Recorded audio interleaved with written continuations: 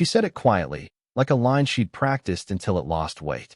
We were standing in the lobby of a hotel where everyone knew her name. Cameras from someone's phone flickered nearby. She didn't lower her voice. She didn't raise it either. She just said she didn't feel drawn to me anymore, that the connection was gone, and then she waited. Claire was dressed for visibility.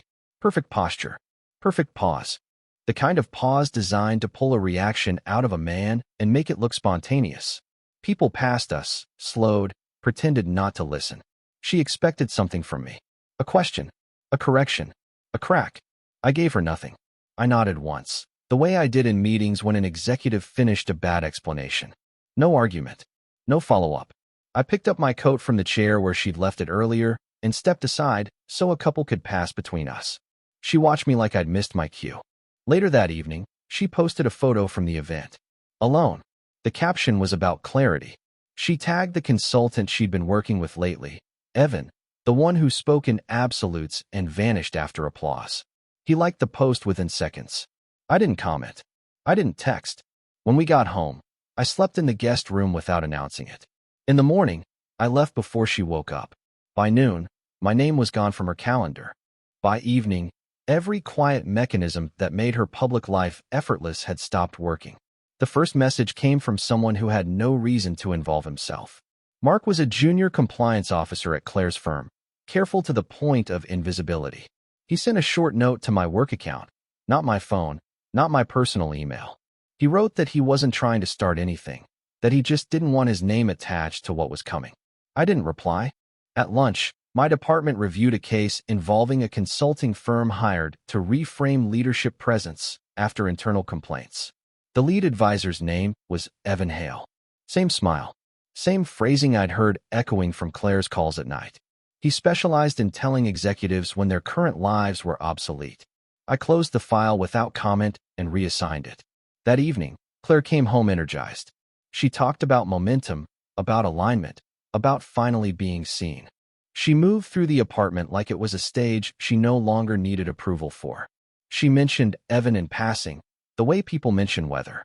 I listened without reacting and cleared my plate when she finished. Later, when she showered, her phone lit up on the counter. A notification banner flashed and vanished. No names. No previews. Just a pattern I'd seen before, repeated often enough to stop being accidental. I didn't check it. I didn't ask. Instead, I opened a folder I hadn't touched in years and began reviewing joint accounts, insurance authorizations, and the quiet safeguards I'd put in place to protect her image from risks she never noticed. I made no changes yet. I just mapped where my presence ended and where the damage would begin without it. By the next morning, the house was quieter in a way she hadn't planned for. I didn't make coffee. I didn't check her schedule taped to the fridge. I didn't remind her about the donor breakfast she'd promised to attend. I left early and took nothing with me except my laptop and the spare key she forgot I carried. At work, I requested access to archive compliance reviews tied to Evan's firm. Nothing dramatic. Just routine diligence.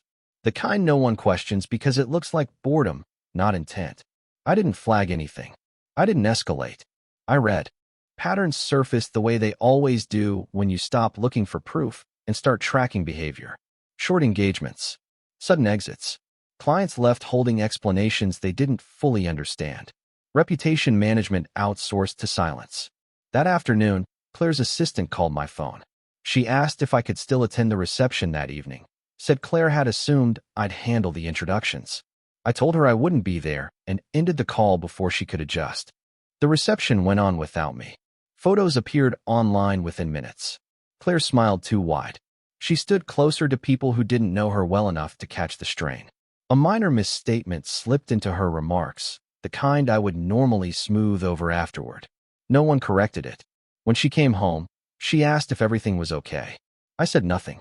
I packed a small bag and moved it to my car. Not as a statement. As a contingency. She watched without understanding, still waiting for the moment I'd finally react. I didn't announce that I was leaving. I didn't frame it as space or punishment. I simply stopped being present in the ways that had quietly held her world together. I spent the night elsewhere and didn't leave a note.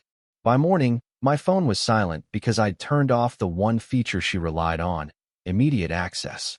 Claire noticed the absence before she noticed me. Her calendar began to fray.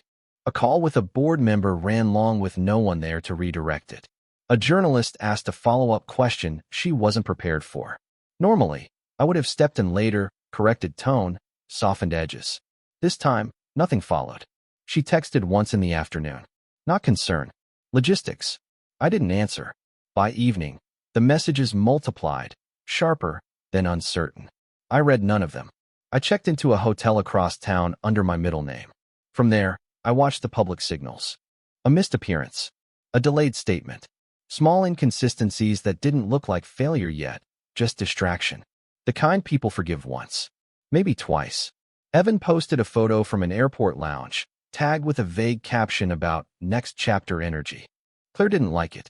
She shared an article instead, something about reinvention. It landed wrong. Comments stalled. I stayed where I was. Alive. Observing. No confrontation. No closure. By the time she realized I wasn't coming home that night either, the silence around her had grown louder than any argument she'd expected. By the end of the week, the gaps had names attached to them. Claire's firm requested clarification on a consulting expense that hadn't been routed through compliance.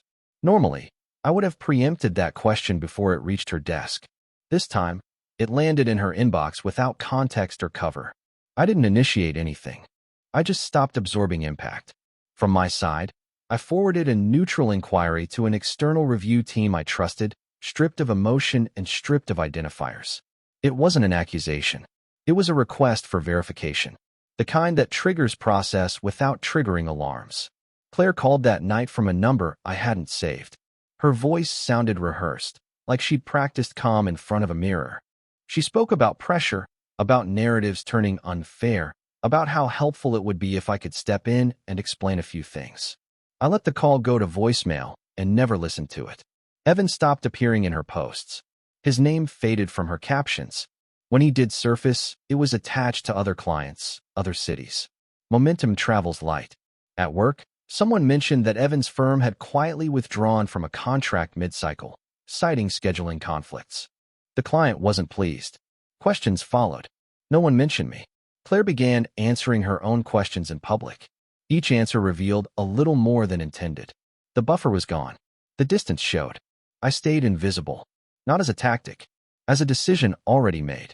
By the time she realized the consultant was no longer returning calls, she was standing alone in front of problems that had never been hers to carry before. The public meeting was supposed to reset her footing. Industry partners, a moderated panel, familiar faces arranged to look supportive. 2 weeks earlier, I would have been seated in the second row, close enough to intervene without being visible. This time, I wasn't in the room. Claire stepped onto the stage alone. Her introduction ran long. The moderator didn't adjust. A few people exchanged looks. The rhythm was off before she reached her first point. She spoke about transition, about growth, about outgrowing structures that no longer fit. It sounded rehearsed but unfinished, like a sentence she expected someone else to complete. When she repeated that she no longer felt aligned with certain personal and professional connections, the room went quiet in a way that wasn't supportive. Someone near the front asked a follow-up that wasn't hostile, just precise. It landed where preparation should have been. Claire answered, then corrected herself, then smiled too late. The audience noticed. They always do. I watched a short clip later, sent by a colleague who didn't add commentary. I didn't need it. I recognized the moment she realized no one was stepping in. No quiet redirect. No post-event smoothing. Just her words, exposed to interpretation. When she left the stage, conversations resumed without her. Familiar allies drifted towards safer groups. One person said something that wasn't meant for microphones, but carried anyway. It wasn't cruel. It was final. That afternoon, I stood up from my desk, walked out of my office, and filed for divorce. No announcement. No coordination. By evening, the story had shifted, and for the first time, she wasn't shaping it. After the filing, I didn't disappear completely. I became unreachable in the ways that mattered. I stopped anticipating fallout. I stopped intercepting misunderstandings before they hardened into opinions. I let her stand where I used to stand for her. Claire tried to stabilize the edges. She reached out to people who had always answered when my name was still attached to hers. Responses came slower. Some didn't come at all. Meetings were postponed. Invitations softened, then vanished. Nothing dramatic. Just absence accumulating. She showed up at the apartment one afternoon while I was there collecting the rest of my things. I didn't rush. I didn't hide. I moved through the rooms like a guest checking out, careful not to disturb what I was leaving behind. She followed me, talking around the silence, explaining context no one had asked for. I listened without turning toward her. That evening, her firm released a short internal update addressing recent changes. It was meant to calm. It raised more questions. Without coordination, messages contradict each other. The tone drifted. People noticed. Evan was gone by then. His profile still existed, polished and active, but he was no longer available. No replies. No alignment calls. No guidance.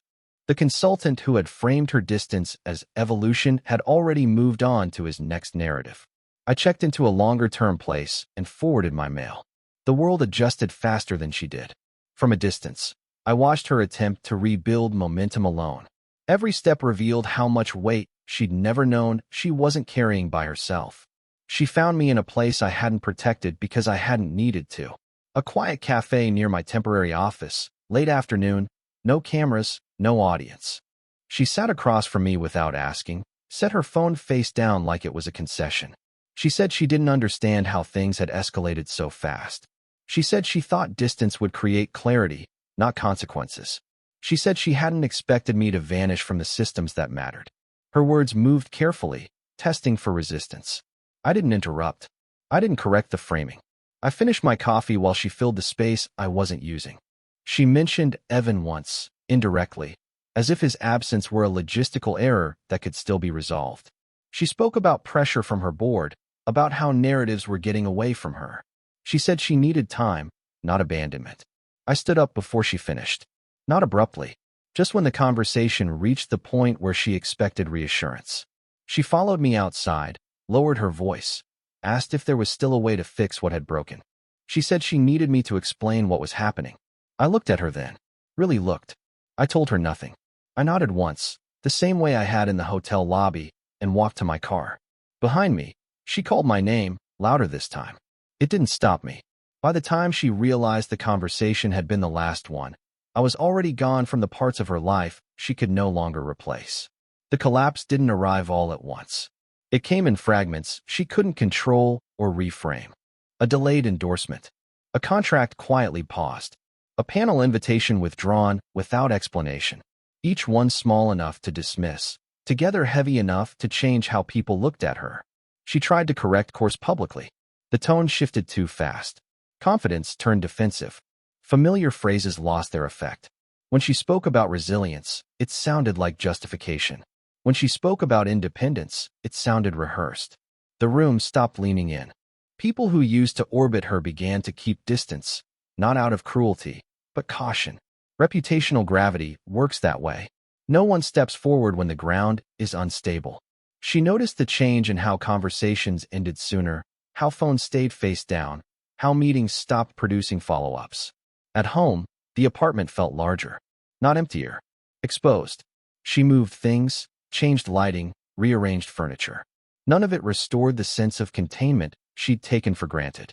I wasn't there to absorb tension, to anticipate missteps, to quietly handle what couldn't be seen. She reached out again through intermediaries. A mutual contact suggested patience. Another suggested silence. No one offered solutions. Evan's name resurfaced briefly in a trade article attached to a different client, a different city. The mention was clean, forward-looking. She wasn't referenced. By then, the realization had set in, not as a dramatic moment, but as a series of quiet recognitions. The protections she'd assumed were structural had always been personal, and they were gone. I watched none of this directly. I didn't need to. The absence had already done its work. The last time I saw her, it wasn't planned. We crossed paths in a building where neither of us worked anymore. No cameras. No reason to perform. She looked smaller, not physically, but in the way people do when they no longer know which version of themselves still works. She didn't approach right away. She waited until the space between us felt unavoidable. Then she said my name, carefully, like it might still open something. She said she finally understood how much I had carried without being asked. She said losing me had exposed things she couldn't unsee now. There was no apology shaped for forgiveness. Only recognition, shaped by exhaustion. I listened without stepping closer. She asked if disappearing had been intentional, if it had been a strategy, if it had been meant to hurt. She wanted a definition she could hold on to. I told her I hadn't disappeared.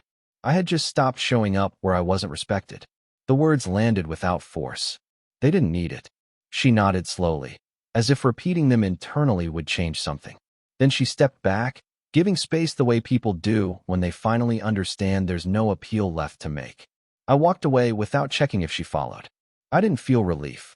I didn't feel victory, just alignment. Later, my life settled into a quieter rhythm. Fewer adjustments, fewer explanations. No need to manage impressions that weren't mine to maintain. She remained visible, still trying to regain control of a narrative that no longer centered her. And for the first time, I wasn't part of the story she told about herself. I was simply gone. Support the channel by liking, commenting, and subscribing. I promise even more interesting stories.